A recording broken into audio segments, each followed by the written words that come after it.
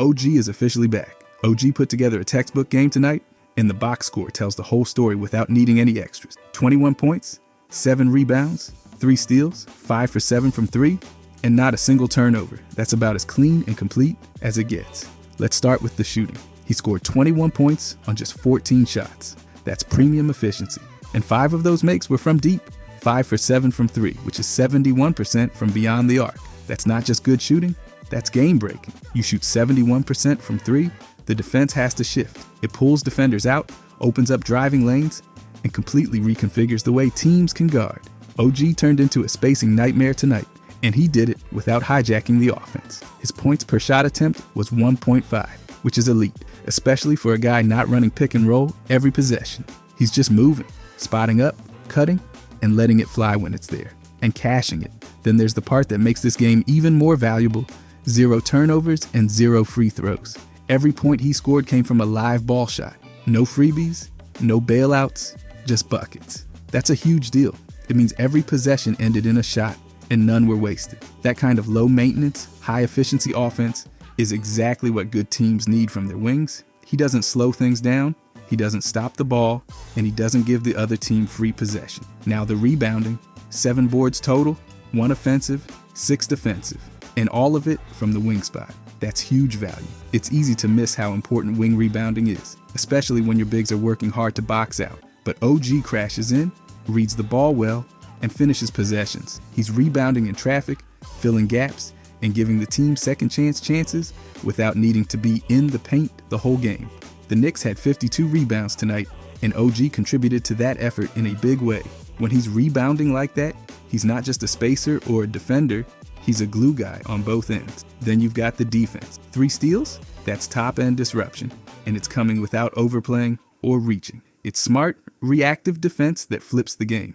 Those 3 steals turned into quick transition chances, and those kinds of possessions are gold. They tilt momentum and rack up points before the defense can get set. And when you combine that with his 0 turnover night, his steal to turnover ratio is 3-0. That's a huge swing. It's possession control on one end and chaos creation on the other. And then there's the part that ties it all together, the on-court impact. OG finished plus 20 in just 28 minutes. That was the best mark on the team by far. The Knicks won the game by 6, but with OG on the floor, they were up 20. That means without him, they were minus 14. That's a massive swing. He didn't just play well, he drove success. Every time he stepped on the floor, the team took control. That's the kind of impact that doesn't always show up in the basic box score. But tonight, it's loud and clear. So to break it down, OG scored efficiently, rebounded from the wing, disrupted the opponent, made 0 mistakes, and had the highest plus-minus on the team. That's a complete game. He didn't need 30 shots or the spotlight. He just did everything right, on both ends, for 28 minutes straight. Games like this are the blueprint. It's not about highlights or big moments. It's about control. OG controlled his matchup, controlled his possessions, and helped control the outcome. This is exactly why the Knicks invested in him. This is why he's the highest paid Knick ever. Because when he's on the court, they win minutes. They win possessions, and they win games. But the thing is, he's been doing this the whole season. OG has been rolling with a true shooting percentage of nearly 60%, landing him in the 73rd percentile. That's a big-time efficiency number considering the kind of volume he's working with. He's not just getting easy looks either. The shot quality data backs it up with a 61.1 mark, also in the 73rd percentile. So he's taking good shots and actually making them at a better rate than most guys taking similar shots. That's a rare combo. Now the free throw rate's sitting at just under 20%, which lands him around the 41st percentile. That's not exactly blowing anyone away, but it does show that while he's not living at the line, he's not afraid to mix it up when he needs to. The 3-point attempt rate, though, is where things get a little more interesting. Nearly half his shots are from behind the arc. That's 48.8%, sitting in the 64th percentile. So yeah, he's leaning into that perimeter game hard, and it's working for him. Offensive rebounding isn't really a part of his game, and it shows. He's sitting right around league average, with a slightly negative mark there. Not something to worry about, just a signal that he's not crashing the boards on that end.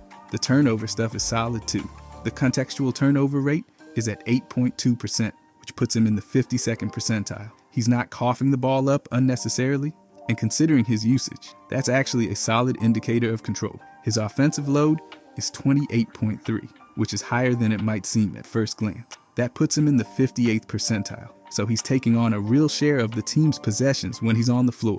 And he's doing more than just standing in the corner. His creation rate is 3.1, which is above average in the 56th percentile. That means he's not just finishing plays, he's starting them too, and getting teammates involved. Portability sitting at 5.7, which is in the 66th percentile. That's actually a sneaky important stat. It shows he can fit into a lot of different roles and still be effective, which is part of what makes his impact feel so consistent. He's not stuck in one role, he can float, adjust, and still be a net positive. His passer rating, on the other hand, is a little lower at 30.4. That drops him into the 27th percentile. So while he's not a high-level facilitator, that's not really what he's being asked to do. He's more of a connector than a creator when it comes to passing. Now this is where things pop. His crafted offensive plus-minus is sitting at 0.9, and that lands him in the 86th percentile. That's a big number. That means his presence on the floor, offensively, is making a real impact. He's efficient, involved, and lifting the whole offense without needing to dominate the ball. That's tough to do, and it says a lot about how smart and deliberate he is in his role.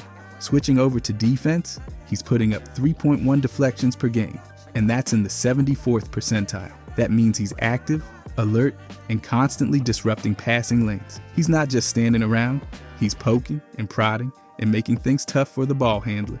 The adjusted turnover rate he's generating is 0.5, and that's all the way up in the 83rd percentile. That's high-level defensive play, forcing mistakes and flipping possessions. Defensive rebounding is solid too, with a rate of 0.6. That lands him in the 69th percentile. So he's contributing on the glass when it matters. And sure, the rim protection numbers aren't elite. His rim defense sits at 4.2 and puts him in the 21st percentile. But the rim frequency allowed is only 30.7%, which is in the 30th percentile. That combo tells a story. He's not guarding the paint often, and when he does, it's not his strongest area. But that's not surprising considering his role. What he does bring, though, is shot blocking on the perimeter and help situations. His block percentage is 2.2, which is solid and lands him in the 72nd percentile. So while he's not a rim protector, he's definitely altering shots in other spots. And that kind of disruptive length is exactly what you want from a wing defender. His defensive versatility score is 43.8, which is right in the middle at the 50th percentile. That means he's guarding across positions, switching when needed, and staying in front of his assignment. The relative personal fouls number is minus 0.5, which is excellent and lands him in the 76th percentile. That means he's defending without fouling, which is one of the most underrated skills in the league. Staying on the floor, contesting shots, and not giving away free throws, that's how you build a reliable defense. This entire profile paints the picture of a guy who's giving them real two-way value. He's shooting efficiently, not turning it over, spacing the floor, creating just enough, and defending with discipline and activity. There's no stat where he's a liability, and there are several where he's clearly a positive. From the offensive plus-minus to the deflections and turnover creation, he's showing up in ways that win games. No fluff, just results. And it's not just one end or one stretch. These numbers show consistency. He's not riding a hot streak. He's building a strong foundation every night. You don't land in the 86th percentile in offensive impact by accident, and you don't hit the 83rd percentile in forced turnovers without effort. He's doing the work, and the results are everywhere in the data. But then we can talk about his defense. OG's been an absolute wall on defense this season, and the stats back it up in a way that's hard to ignore. He's ranked higher than 93% of players in mixed team defense. That's not just a nod to individual effort, that's a combined look at how much he limits his own matchup and how he contributes to stopping opposing offenses as a whole. That metric puts a spotlight on guys who don't just rack up highlights, but who actually prevent buckets consistently. And OG is doing that at a better rate than nearly everyone in the league. His steal numbers are at 1.8 per game, and those are not empty stats. They're real indicators of disruption. And when you look across the league, it stacks up extremely well. Steals like that don't just change possessions, they flip momentum. He's reading passing lanes, jumping cuts, and forcing offenses to think twice before throwing the ball anywhere near him. That level of defensive IQ shows up game after game. Now take a look at his block number, 0.6 per game. That might not look massive in a vacuum, but from a wing defender who's mostly guarding the perimeter, that's strong. Most perimeter guys aren't even registering blocks regularly, and OG's using his length and timing to erase looks that would otherwise be clean. Those blocks are coming in help, situations, rotations, and closeouts, and they all count the same. Shots denied. And then there's the defensive rebounding. OG is grabbing 3.7 defensive boards per game, which puts him right in line with some of the bigger bodies around him. But it's the context that matters. He's not camped out in the paint like a center. He's fighting through screens, rotating, and still coming down with the ball.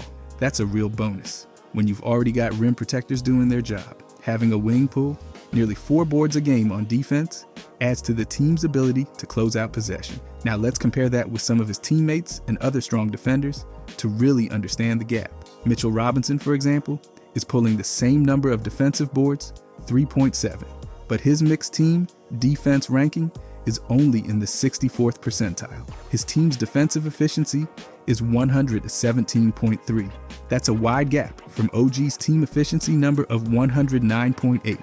So even though Robinson's doing fine individually, the overall team performance on defense with him on the floor isn't quite hitting the same level. And that's coming from a center who's supposed to anchor everything. Then you've got Bridges. He's at 2.1 steals and 1.1 blocks per game, which are solid individual numbers, no doubt. But his team defensive efficiency is sitting at 115.4. That's a full notch below OG's mark, and it shows that while Bridges might be making plays, the team around him isn't locking things down quite the same way when he's out there. And Bridges is still only ranked in the 80th percentile for mixed team defense good, but not OG level good. Josh Hart brings in 1.2 steals and a lower block rate of 0.3, but his rebounding pops off the page with 5.9 defensive boards per game. That's elite for a wing, and it helps his team clean up misses. Still, his team's defensive efficiency is 116.5. Again, that's well above OG's 109.8. And like Bridges, Hart's mixed team defense sits in the 80th percentile. OG's still holding that 93rd percentile spot above both of them. So the numbers are loud. OG's on-court defense is helping the team allow fewer points than almost anyone else. He's not just posting good individual stats, he's dragging that team defense rating down to elite levels. When a guy's presence on the floor drops the other team's scoring that much, it means he's doing a little bit of everything right. He's keeping guys in front, he's rotating at the right time, he's communicating, and he's closing out possessions with rebounds and contests. Now think about how hard that is to do while playing next to other strong defenders. When you're on the court with someone like Robinson, who's grabbing boards and blocking shots, or Hart, who's swarming everywhere and snagging rebounds, it's easy to disappear into the team concept. But OG's not fading. He's standing out. He's putting up top-tier defensive metrics next to guys who are already putting in the work. That means he's not just fitting into the defense, he's elevating it. His defensive numbers don't get inflated by being the lone guy doing all the dirty work. He's part of a system, but still making more impact than just about anybody else in that system. You can tell by the contrast in the team's efficiency when he's on versus when those other guys are leading. OG's presence leads to more stops. That's all there is to it. And again, it's not just about guarding one position. His defensive versatility score from earlier shows he's handling different matchups across the board. He's switching onto guards, wings, even some bigs, and holding his own. He's contesting without fouling, rotating with timing, and closing out possessions without giving up second chances. That's what lets a guy post a team efficiency under 110. That's elite territory, and few wings are putting up anything close to that while guarding across multiple positions. Take Bridges again. Solid in most categories, higher in steals and blocks, sure, but not getting the same team results. That's the key difference. OG's defense isn't just showing up in the box score. It's in the way opponents have to adjust their game plan when he's out there. They're passing up shots. They're hesitating. They're avoiding his side of the floor. That doesn't show up in basic stat lines, but it shows up in that 109.8 defensive efficiency. And that's why the mixed team defense ranking has him above 93% of the league. Now look at the gap again. OG's defensive impact is almost 30% higher than Mitchell Robinson's in that ranking. And Robinson is a center. That's wild. That's not supposed to happen. But it is. And it's because OG's doing more with less help and less size. He's turning wings into non-factors. He's getting his hands on passes. He's recovering after screens. And he's locking things down without slowing the game down. And even though the blocks aren't massive, he's getting them where it counts. In transition, on closeouts, on rotations. Same thing with the steals. They're coming in the flow of the game, not by gambling or freelancing. That's what makes it sustainable. That's what pushes that team efficiency lower and lower over the course of a season. And the rebounds, those 3.7 a night, aren't soft. He's boxing out guards, battling wings, and helping finish stops. Add that to the fact that he's not fouling unnecessarily, and you've got a guy who can stay on the floor in crunch time, no matter who he's guarding. That alone is a huge edge over a lot of other defenders who rack up blocks and steals, but can't stop sending guys to the line. So when you step back and look at the full picture, mixed team, defense percentile, steal and block numbers, defensive rebounding, and the team's efficiency with him on the floor, it's obvious why he's sitting near the top of the league. There are guys with flashier highlight reels, and guys who rack up more eye-popping stats in specific categories. But OG's total impact, it's measured, consistent, and dominant. He's anchoring the perimeter while allowing the guys behind him to do their jobs more effectively. He's covering space, forcing turnovers, and shutting down possessions. And he's doing it better than almost everyone else in the league. The data doesn't lie. He's not just helping on defense, he's leading it, quietly, efficiently, and relentlessly. But then let's talk about his scoring. OG has been getting buckets this year, and the numbers paint a clear picture of how efficient and effective he's been. He's averaging 15.5 points per game, and that puts him ahead of 80% of players across the league. That's not just volume scoring, that's consistent, nightly production that you can count on. It's coming, without dominating the ball or hijacking possessions, which makes it even more valuable. What makes his scoring stand out is how clean and efficient it's been. His effective field goal percentage is 57.7%, and that's ahead of 69% of players. That number factors in the extra value of three-pointers, so it gives a better look at how much he's actually producing every time he takes a shot. And when your effective field goal percentage is that high, it means you're not just throwing up a bunch of shots, you're making them count. Now, take a look at the points per field goal attempt. OG's sitting at 1.2 points per attempt. That's strong. That means every time he shoots, he's getting more than a point on average. That level of efficiency is what keeps offenses humming. He's not wasting possessions, and he's not settling for bad looks. He's picking his spots and converting at a high clip. And it gets even better with the true shooting percentage. OG's true shooting is 60.2%. That's ahead of 65% of the league. That stat factors in field goals, three-pointers, and free throws. All of it. It's the full scoring picture. And when you're hitting 60% in that category, it means your scoring chances are elite. You're producing more points with fewer wasted possessions. Now dig into the actual shot breakdown. OG's making 3.32 pointers per game and 2.43 pointers. That adds up quickly. It shows that he's scoring from all over the floor, not just relying on one type of shot. The fact that he's knocking down over 2 threes per game while still hitting over 3 shots inside the arc, that balance makes him hard to guard. Defenders can't just play him tight on the perimeter or sag off. He's doing damage from both spots. He's taking 11.9 field goal attempts per game. That's a moderate volume, and yet he's still putting up 15.5 points a night.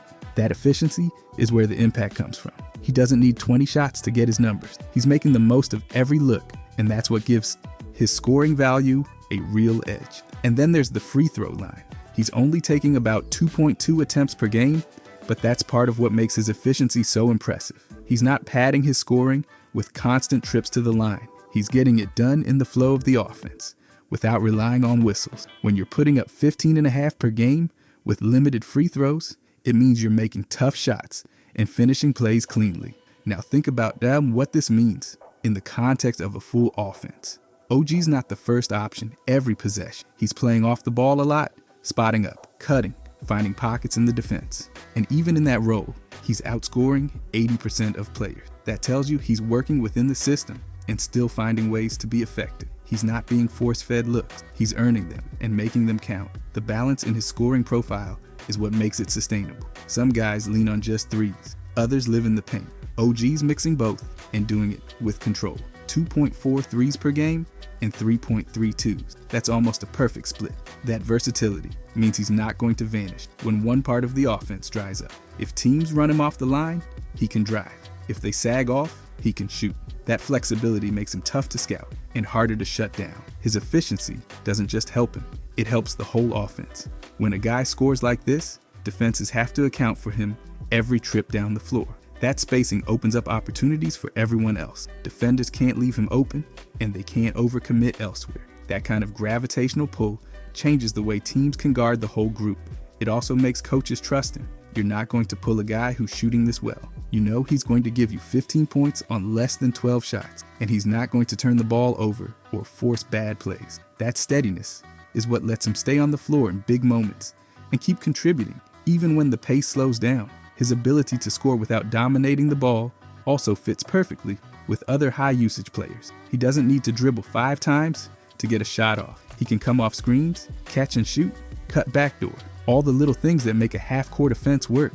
That makes him one of the most plug-and-play scorers in the league. He doesn't need the system to be built around him. He makes any system better just by being in it. And it's not like these numbers are coming in streaks. This is a steady 15.5 points per game with top-tier shooting percentages across the board. It's not reliant on any one stretch. It's who he's been all season. Every week, he's bringing the same smart, efficient scoring to the table. That kind of consistency makes a huge difference over the course of a season. It also makes him reliable against different types of defenses. Whether he's up against a switch-heavy team, a drop coverage, or a trap, he finds ways to get his looks. He's not one-dimensional, and he doesn't disappear when the defense changes. That adaptability keeps his scoring steady, even when the matchups shift. Now look at how rare that is. A guy who's not the top usage player, who doesn't get a ton of free throws, who plays within the offense, and still ends up outscoring 80% of the league. That's not normal. That's a guy who's mastered his role and is maximizing every touch. It's also not just catch and shoot stuff. His 2-point makes sure he's getting inside, pulling up, finishing plays. He's finding ways to score even when the defense takes away the easy stuff. That's the mark of a complete scorer. Someone who can pivot, adapt, and still get points without slowing things down. So when you put all of it together, the 15.5 points per game, the 57.7 effective field goal percentage, the 60.2 true shooting, the 1.2 points per shot, it's a full scoring profile. Not just raw numbers, but high value, low waste production. He's doing it more efficiently than most, and he's doing it without needing constant touches or calls. That's the kind of scoring that fits into winning basketball. Not empty stats, not streaky heat checks. Just steady, repeatable offense that forces defenses to stay honest. OG's scoring this year hasn't been loud, but it's been incredibly valuable, and it's showing up every night in ways that help the team stay balanced, efficient, and hard to guard. And also, OG's on-off numbers this year are straight up dominant, and there's no need to sugarcoat it. He's ranked above 97% of players in mixed teamwork impact. That's an advanced metric that tracks how much a player actually moves the needle for his team. Not just how he plays individually, but how the whole team performs when he's on the court compared to when he's off. And OG's creating a massive positive margin. Start with the offensive rating. When OG's on the floor, the team's putting up 124.9 points per 100 possessions. That is elite offensive production. And no, that's not because he's taking 30 shots a game or hogging the ball. That's what makes it so impressive. He's spacing the floor, moving the ball, scoring efficiently, and making the offense better just by being in the right spots. That kind of number only shows up when someone's doing all the little things right consistently. Then flip to the defensive side. The defensive rating with OG on the court is 109.8. That's well below league average in the best way. It means the defense is locking in and holding opponents down when he's out there. And that's not a coincidence. OG's already ranked in the top tier of individual and team defense, so this just confirms the eye test. He's making guys miss, contesting shots, rotating with timing, and helping the entire unit stay sharp. Now look at the net rating. With OG on the floor, the team is plus 15.1 points per 100 possessions. That's massive. That's not just good. That's championship level impact. That number means that when he plays, the team's not just holding its own, it's dominating. They're outscoring opponents by a huge margin every time he checks in, and that kind of swing is hard to find. It doesn't come from empty stats or flash, it comes from real winning plays. And it's not just a small sample thing. He's played enough games to make this data stick. He's showing up consistently, and it's translating to wins. The percentage of games where he's posted a positive plus minus is 92.3. That's wild. That means in over 9 out of every 10 games, his team outscored their opponent while he was on the court. That's not luck, that's value. And the on-off difference? It's huge. The team is plus 11.7 points better per 100 possessions when OG plays compared to when he sits. Let that sink in. That's not a gap, that's a canyon. It means when he's off the floor, the entire operation drops off hard. The offense slows down, the defense softens, and the margins shrink. When he's on, they explode. The ball moves better, the shots fall more often, and the defense clamps up. That's a true difference maker. What makes this even more impressive is how he's doing it next to other high-level players. These numbers are not inflated by being the only starter on a weak roster. He's sharing the floor with other strong defenders and scorers, and still showing the biggest impact. That's tough to do. Usually, on-off stats get muddied when a player's always paired with the same top guys, but OG's consistently creating separation, no matter the lineup. And this isn't one of those cases where the numbers look good, but don't hold up across categories. Every angle matches. The offensive efficiency is through the roof when he's in the game. The defense tightens up. The net rating jumps to over 15. And the team wins the majority of minutes he plays. You don't see that combination unless someone is making high-level decisions on both ends of the floor, every single game. The best part is that none of this is fluky. It's not tied to one stretch or a few blowouts. These are steady numbers over a full season. Game after game, OG's presence is shifting the entire tone of the floor. He doesn't need to be the number one option or put up gaudy stat lines to do it. He just plays the right way, makes winning plays, and holds everyone accountable on both ends. That plus 11.7 on-off differential, that's not something you can fake. It means the coaching staff trusts him. The system relies on him, and the teammates feed off him. It means he's doing more than scoring or defending. He's stabilizing the entire lineup. And that kind of value is rare.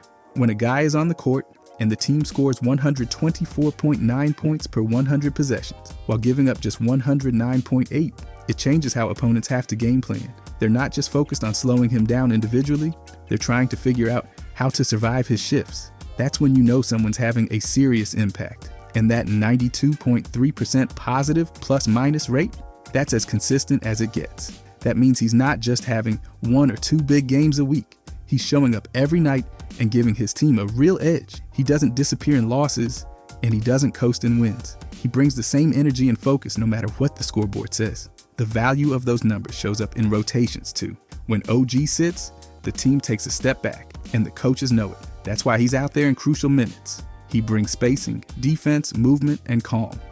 He helps organize possessions, shut down mismatches, and push the tempo when needed. It's all built into that plus 15.1 net rating. What you're seeing in these on-off numbers is a complete two-way player whose impact goes beyond highlights or stat sheets. OG is changing the game every time he checks in, and the data doesn't just suggest it, it screams it. He's one of the top players in the league at improving team performance the second he steps on the court, and the numbers put him in the top 3% of the league. That's not something you find often, and it's why these on-off stats are so revealing. They strip away the noise and show who's really winning minutes, and OG is winning them at a rate very few players can match.